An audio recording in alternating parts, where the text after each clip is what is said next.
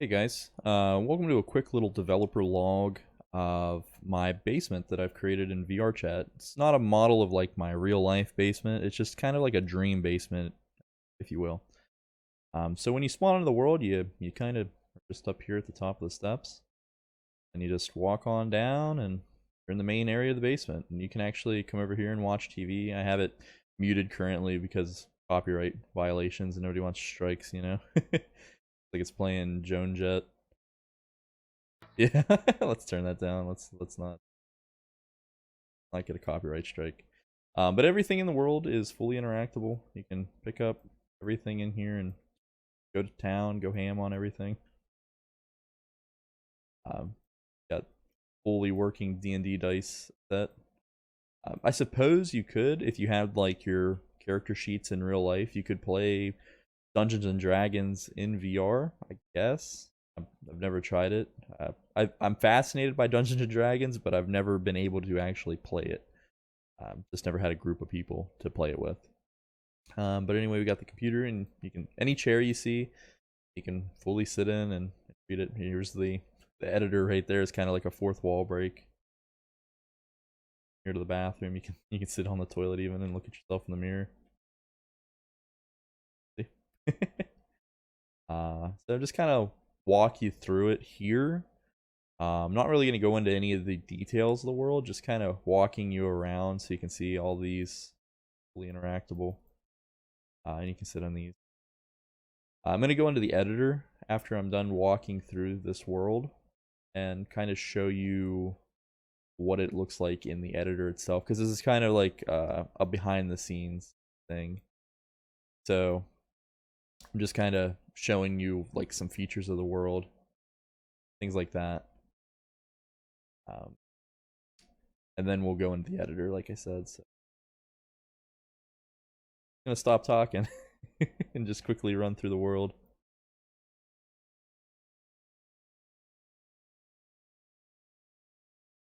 If you go up here, you actually, well, I don't think a lot of people know about this when they come into this world. That you can actually just go straight up there and leave and just enter the void out of outside. Here, this is another world that I've done. This Toys R Us world. This one, these aren't my worlds. This one is the Cooper Center Mall. Really cool, like 80s inspired map. And then you've got, this is my arcade, my original basement, and then just some other really cool worlds that I feel that should be showed off. But anyway, I'm going to end it here, and then I will meet you over in the editor. So I'll see you over there. Welcome back. So this is the Unity editor, and if you have ever messed with Unity, you know how it's pretty easy once you get the basics down, just making cubes and faces and things. And basically you just carve out a cube like this, and then as you go you can edit the face to kind of clip doorways and things out. But I'm not really, this isn't a tutorial or anything, this is just kind of to show you behind the scenes of what this map looks like. So let me do a full zoom out so you can see what's going on. So I have each of the areas of the map separated by these big divider walls, because a big problem in VR chat is that people can stick their heads through the wall when they're in VR, and it kind of breaks the illusion. So I kind of wanted to add these as like privacy, because for performance reasons, you get rid of the face on the outside since you're never going to see it anyway. So if you're looking across the gap here, you could stick your head through the wall and just see people running around in this other room over here. And speaking of performance, I've tried to optimize everything I could in this map the best I could, because I did have an original version of my basement that was incredibly laggy. It kind of gives you a headache when you're in VR, because I just didn't clean up any of the excess in it. Like I had walls that would overhang and just a whole bunch of myriad of issues. But that comes with the territory as you learn how to map in chat or in Unity even. So anyway, let's commence a kind of a tour here. I guess we'll start here. Um, so here is like a bar area. Um, you know, got the Wall of Fame here. Anybody that joins the world that sends me pictures on Discord, I usually try to add them into the map with the date that they submitted it. Here are a few submissions here. Some people just reaching out to me on Discord. So we have this bar here, and it was a pain in the butt to get the lights to work because the lighting in Unity is so scuffed. It is so annoying to make something look visually appealing and keep the performance, because you can do live lights and get like live shadows and everything, but then you're going to take a hit on the performance, and whoever the people that make maps that can manage to do this effectively and not have terrible performance, like they're like wizards. There's no way, like, this is barely working. I don't claim to be a developer at all. Like, this is something that I just did in my free time because I wanted a basement, like something chill, because in real life I don't have a basement like this at all. This is basically my virtual space to escape from reality. So anyway, just going over some things around here, some references or whatever. I really do not like Facebook or the Oculus. I hate stores that push exclusivity. Like Epic is a good example of one that I absolutely hate. But the Oculus, once they were introduced in VR chat, it basically became kid central, and you can't really go into Quest compatible worlds without getting mic spammed by someone that's shouldn't be playing the game anyway, because this is there's lots of adult themes that happen in VR chat, so I wouldn't recommend any children play the game. And especially my world, my basement here, has a lot of adult things. Like obviously, over here there's some adult themes. For the most part, the main area is kid friendly, I would say, except for the magazines here on the table. So let's start at actually where you spawn. So you saw the drinking room, which is funny I put that in. I don't even drink. I really don't like alcohol. But my friends that come over to the basement, that's their thing. So I figured I'd include it just to be sociable, you know. So anyway, you spawn here and come down the steps, and then here's the credits with my Discord handle and my YouTube channel, obviously my Twitter and things like that. Then you round the corner, and then you're introduced into the main room, which is just filled with things that I think is cool. It's kind of like a story of me being born out of time. I like the 80s and retro things, so I'm kind of living vicariously through this digital space. So just some movies that I really enjoy, like Back to the Future and Rocky. Rocky's probably my favorite series. Like if you have, 100 movies, it'd be Rocky. Back to the Future, again, really good series of movies, all three of them, and the video game. The video game's like the fourth movie. Similarly, what they did with Ghostbusters, and the Ghostbusters the video game being the like third movie, I guess, until Afterlife came out and was retconned it. But anyway, here's some albums that I was listening to a lot while I was reading, or sorry, not reading, while I was creating this world.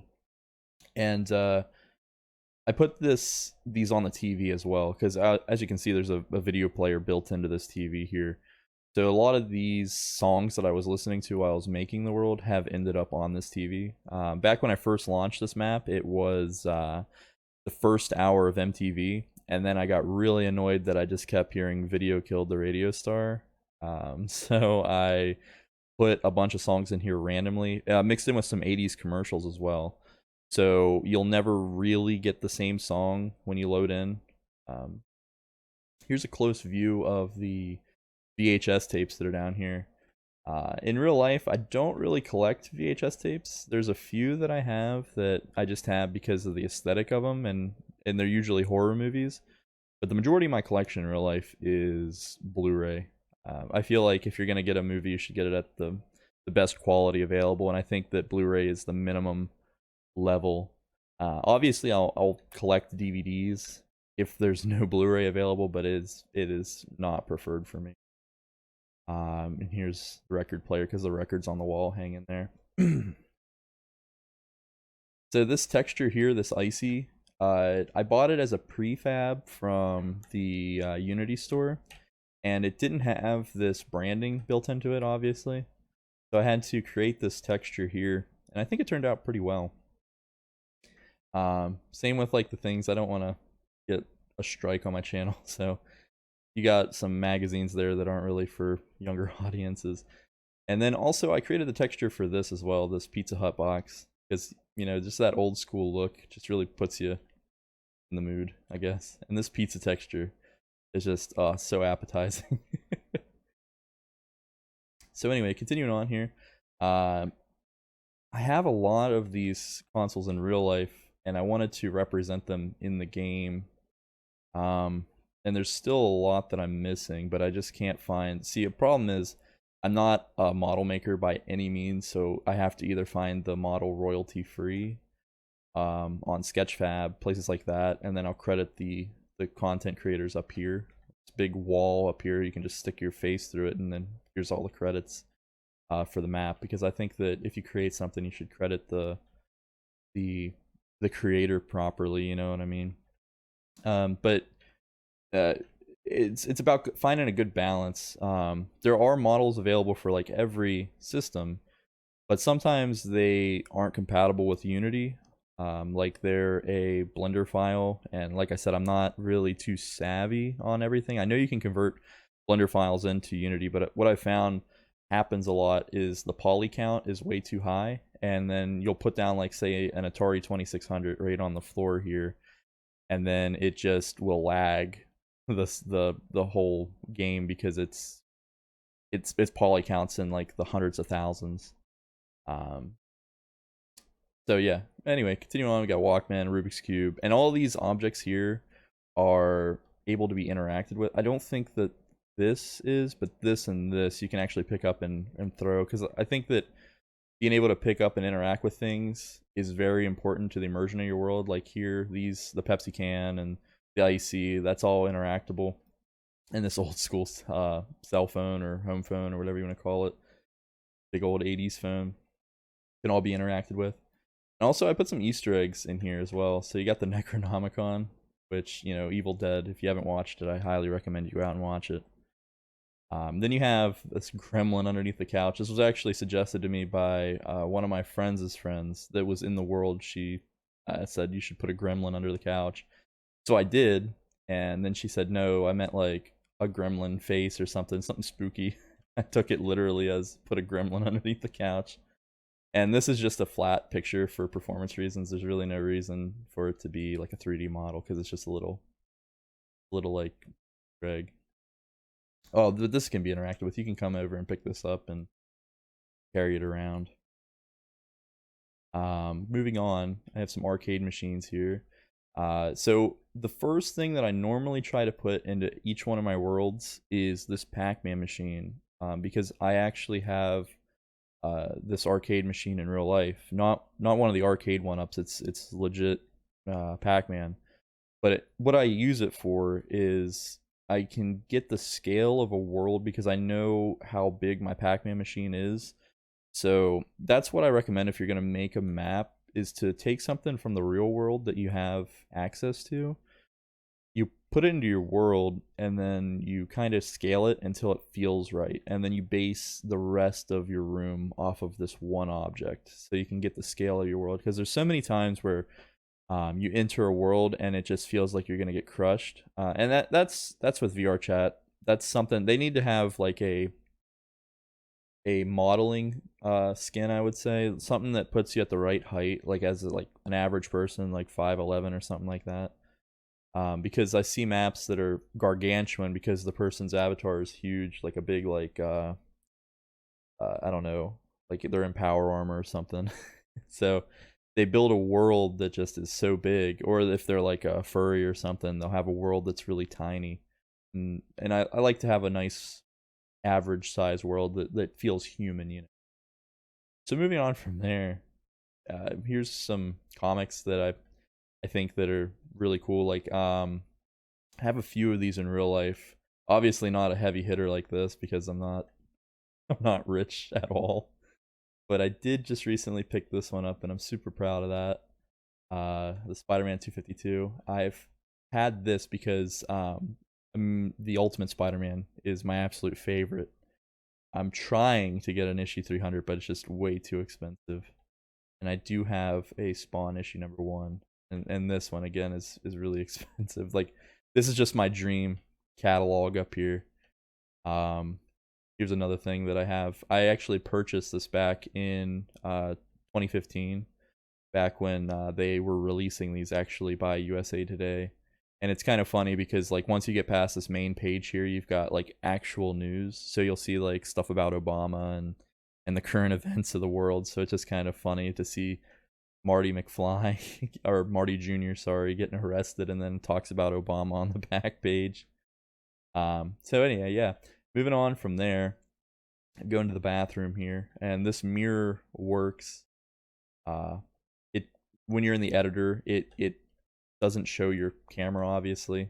So yeah, this light switch here, for performance reasons, this is actually the toggle for this mirror. So when you're in the game, you can click this, and this mirror will come on and off.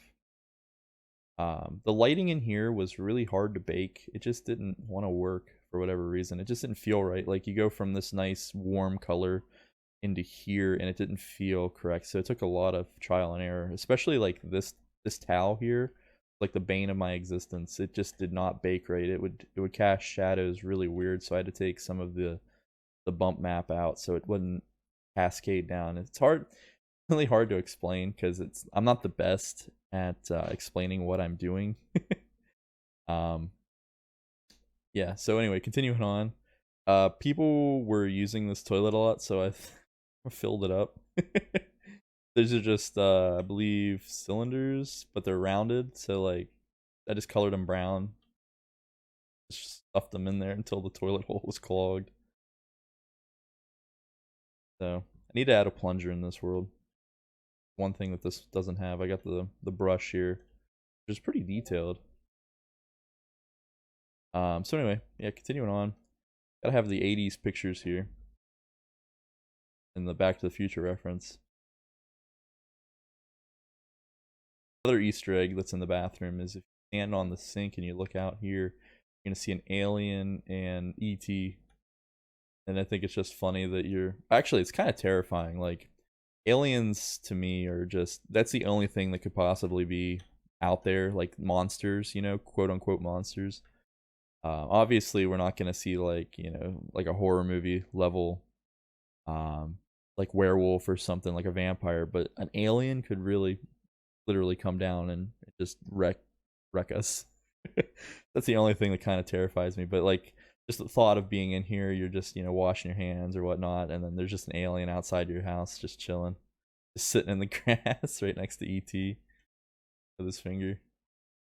Um, oh, and another thing I should explain is I kind of build up the facade out here because if you're looking out, I see a lot of worlds that just don't bother doing this, and I like the immersion of it. So you can actually see like the side of the house and the outside and like the window sill and everything.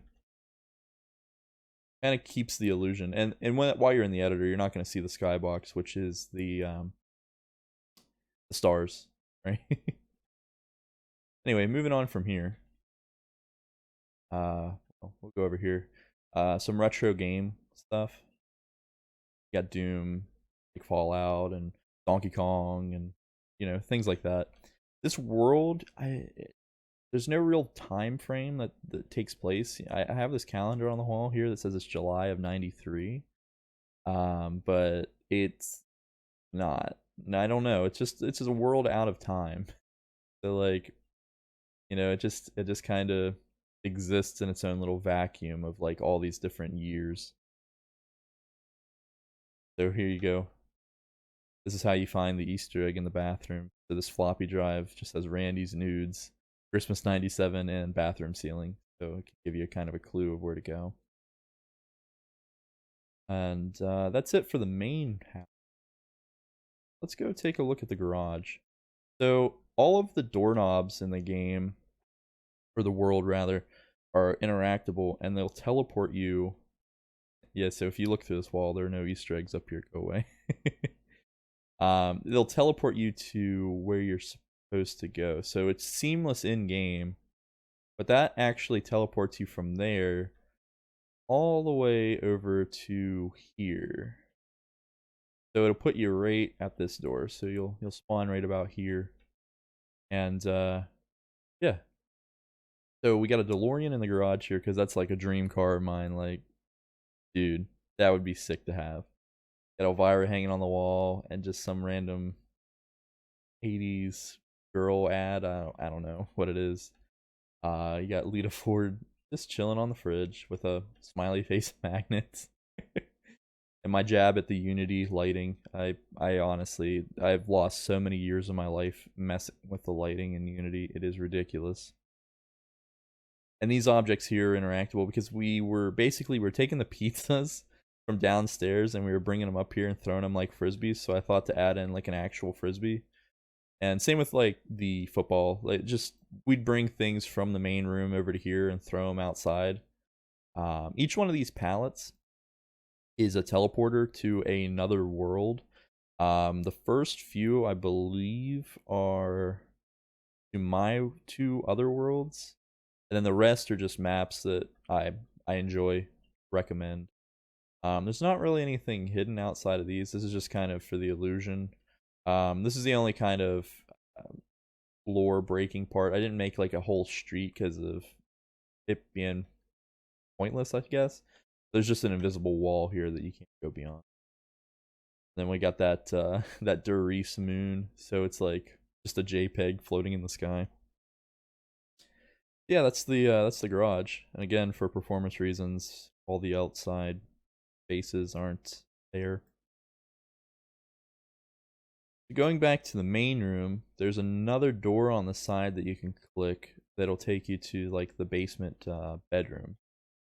And then we have a flashlight in the closet. Like you can come in here and stand behind all this stuff in here, and it kind of feels really cozy. Like you feel safe in here. It's hard to explain. You just kind of feel like, I don't know, a kid again when you're in this world. And had to put the good guy doll up here, the Chucky, which he looks kind of scuffed, but it serves its purpose. There's some other adult things over there. Like I said, this world is not made for children. So, moving on. These pillows are fully interactable. You can move them around, and these don't have physics. So when you let go of them, they stay totally in place. So you can build pillow forts and things like that. Over here, you got that old vintage TV and like the family photo of some family in the 90s or 80s or whatever. And this is just a reference here. Went to a Steel Panther concert with Mr. Dr. Randy, no less, and that's a story for another day. Anyway, well, we did some things, and yeah, I couldn't stop saying yeah, dude, during the concert because I was kind of out of it. But continue on. Just got some more movie posters in here. Just of any movie that I enjoyed, or even most of these movies, to be honest, I was watching while I was making this world because it takes a lot of time. You can quickly sketch out like a world, but like the little details and then waiting for the light map to render and bake and all that, it takes time. So you're gonna be watching or listening to a lot of music while you're doing it. Yeah, really nothing too fancy in here. There's a clock that looks really cool. Just a basic bedroom, you know. We got another Easter egg here. So if you stand here, or if you're shorter, you can also stand on the bed itself. And you got the Jurassic Park, and then there's a little Easter egg here of a Velociraptor. And this is actually a reference to one of my friends in VR chat. His name is Stuntman. Would always come over to the world. I would invite him anytime I did an update. So in an act of appreciation, or to show my appreciation, I put a picture of him because he's always a Velociraptor as his avatar. Just put them in the world. It's kind of like a thank you for putting up with my crap. So yeah, that's it for this room here. Really, oh yeah, we have this one last room. So it's kind of funny to see this dare sticker here on the door, because once you click this, it'll actually take you over here to kind of like this illicit room. Again, there's some adult stuff over there I'm not gonna show because I don't want to end up in YouTube jail. Again, this world is not made for kids, and this video isn't made for kids either. So, just some cool posters hanging on the wall. This neon effect is all that baked lighting. You just change the value of this light here. Yeah, you just change it. It's been a while since I messed with this world. Yeah, see, you just change the color here, and then when you bake the lighting, it'll bounce around and it'll change everything to make it look more pink or purple or whatever. This beanbag chair actually works. You can sit in it and do some illicit activities there. This Alf rolling tray kills me. I had to make this texture myself. But it's just funny to have Alf on a rolling tray. And this spin the bottle actually works, and you can click and sit on each of these seats. Hang it, I didn't want to have to look over there. I'm gonna have to cut that out. Got a Ouija board here. It doesn't move or anything, but it's just kind of cool to set the aesthetic. And yeah, that's pretty much it in here. So yeah, that's the world. I hope you enjoyed. I just kind of want to give you a look into a little behind the scenes and what it actually looks like when you zoom out. Making a world isn't terribly difficult. It's just about learning. There's plenty of YouTube videos on it. I'm probably not going to make any type of tutorials for this kind of thing, but it's just for those of you that are curious as to how the sausage is made. Well, here it is. Lots of trickery and lots of little things to try to help on performance. The moon up there. So anyway, thank you for watching, and if you have any questions, just drop them in the comments and I'll try my best to answer them. But yeah, see you next time.